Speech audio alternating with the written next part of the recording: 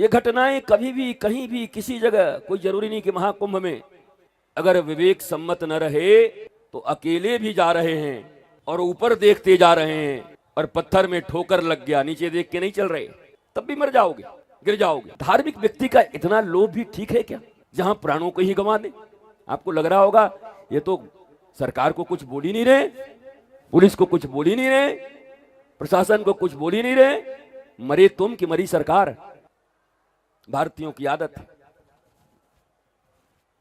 चलती ट्रेन में रुमाल फेंक के सीट अपना हो गया। बस में मफलर उठा के रख दिए तो बस का सीट खरीद लिए। ये सीट रिजर्व करते चल रहे हैं। और कल भी वही हुआ। आप ये नहीं कह सकते कि हां संगम क्षेत्र में सोने का जगह नहीं था इसलिए हमको घाट पर मजबूरी में सोना पड़ा, ये नहीं कह सकते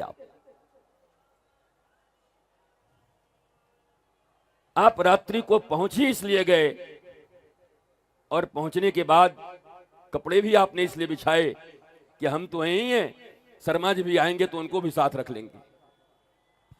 ये आदत नहीं गई और हो गया स्नान संगम का। पूरा देश आज दुखी है। यद्यपि सनातन संस्कृति, धर्म और ये जीवन का प्रवाह ऐसा है कि रामचरितमानस का वो सुंदर चौपाई मुझे याद आता है। सुनहु भरत भावी प्रबल, बिलख कहूं मुनिनाथ, लाभ हानि जीवन मरण, यश अपयश सब विधि हाथ। ये विधाता के हाथ में है। लेकिन मेरा एक बात और कहना है,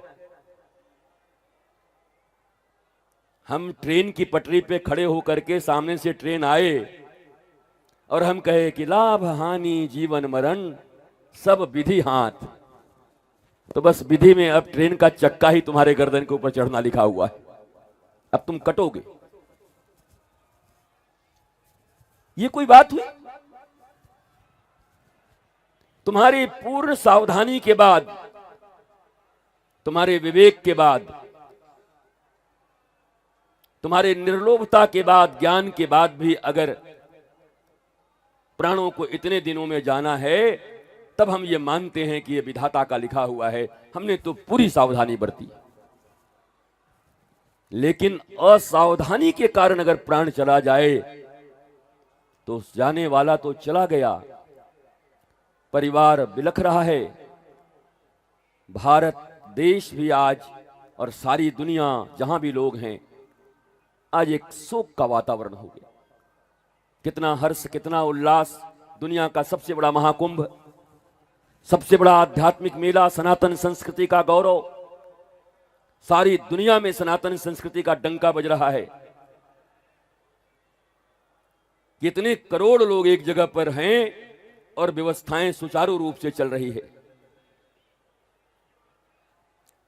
जीवन में विवेकवान बनिए। ये घटनाएं कभी भी कहीं भी किसी जगह, कोई जरूरी नहीं कि महाकुंभ में, अगर विवेक सम्मत न रहे तो अकेले भी जा रहे हैं और ऊपर देखते जा रहे हैं और पत्थर में ठोकर लग गया, नीचे देख के नहीं चल रहे, तब भी मर जाओगे, गिर जाओगे। तो निरंतर ध्यान की प्रक्रिया का, हमारा धर्म कहता है ध्यान करो। और लोग हमसे, कई लोग पूछते हैं आके कि गुरुजी ध्यान कैसे करें, मोमबत्ती पर करें, चक्र पर करें, किस चीज पर करें? ध्यान शब्द का अर्थ ही होता है बी अटेंटिव। गांव में कहते हैं ना, परिवार में, क्या बात है चाचा जी आजकल मेरे ऊपर ध्यान नहीं है, कहते हैं कि आजकल मेरी तरफ आप नहीं देख रहे, हम खड़े हैं, अच्छा सारा रसगुल्ला खुद खाए जा रहे हैं, मेरी ओर ध्यान नहीं है। तो ध्यान का इतना ही अर्थ है कि परमात्मा ने ये जीवन दिया है तुम्हें, हरि कृपा तब जानिए जब दीन मनुज अवतार। भगवान की सबसे बड़ी कृपा क्या है? हमें मनुष्य का अवतार दिया। और गुरु कृपा तब जानिए जब छुड़ा देवे ये काम क्रोध मद मोह लोभ मात्सर्य, इनको नियंत्रित करना वो सिखा दे, विवेकवान बना दे। ये गुरु का काम है। ईश्वर की सबसे बड़ी कृपा हमें मनुष्य बनाया, और गुरु की कृपा कि मनुष्य के रूप में हम पशु न रह जाएं, बल्कि मनुष्यता और देवत्व हमारे भीतर आ जाए। ये काम गुरु का है, ये काम आध्यात्म का है, ये काम धर्म का है। आज दिन भर मन बहुत व्याकुल रहा, और बार बार मैं सुना कल के प्रवचन को भी कई बार, भैया संगम तट के चक्कर में बैकुंठ मत पहुंच जाना, संगम तट के चक्कर में बैकुंठ मत पहुंच जाना। हम सब भी गए, रात्रि 2 बजे उठे, 2:15 बजे यहां से पहले ही से देख रखे थे कि जहां कोई ना जाए वहां हम लोग जाएंगे। वही संगम है 40 किलोमीटर के अंदर में, जहां गंगा यमुना और सरस्वती का मिलन हुआ, उसके बाद जो धारा बह रही सब संगम ही तो है, मिल गया वहीं से। तो नहीं, एकदम मुहानी पे ही हम, अब 40 करोड़ लोग मुहानी पे नहाएंगे।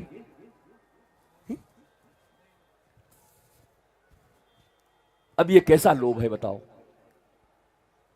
धार्मिक व्यक्ति का इतना लोभ भी ठीक है क्या, जहां प्राणों को ही गंवा दे? आपको लग रहा होगा ये तो सरकार को कुछ बोल ही नहीं रहे, पुलिस को कुछ बोल ही नहीं रहे, प्रशासन को कुछ बोल ही नहीं रहे। मरे तुम कि मरी सरकार? मरे तुम कि मरा प्रशासन? बोलो, तुम मरे तो खुद को बचाने का जिम्मेवारी भी किसका होना चाहिए? स्वयं का।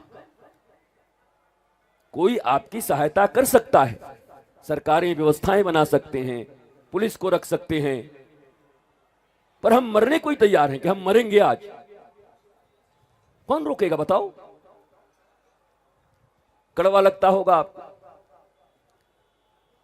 और अभी भी कहते हैं जो माताएं हैं, अफवाहों पर तो ध्यान बिल्कुल मत देना, सारी व्यवस्थाएं बिल्कुल सुचारू रूप से चल रही हैं, सब ठीक है, सब बहुत बढ़िया है। अब सारी व्यवस्थाएं, पुलिस प्रशासन, सड़कें, सब नॉर्मल।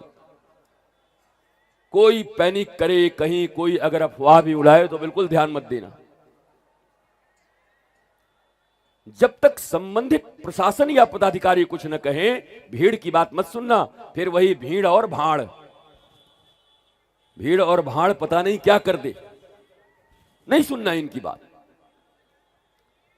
तो चेतना पूर्वक आप सब जो स्नान कर चुके हैं,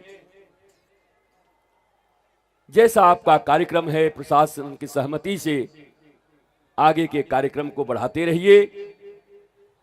जिनके स्नान नहीं हुए हैं, आए हैं, करने की इच्छा है, तब भी प्रशासन के अनुसार रुकने को कहें तो रुक करके कर लें, और कहें कि धीरे धीरे चलें तो धीरे धीरे निकलें। होगा फिर देखा जाएगा। हालांकि वो सबको स्नान का मौका दे रहे हैं, कहीं कोई रोक नहीं लगाई गई है, अभी भी निरंतर लोग स्नान कर ही रहे हैं।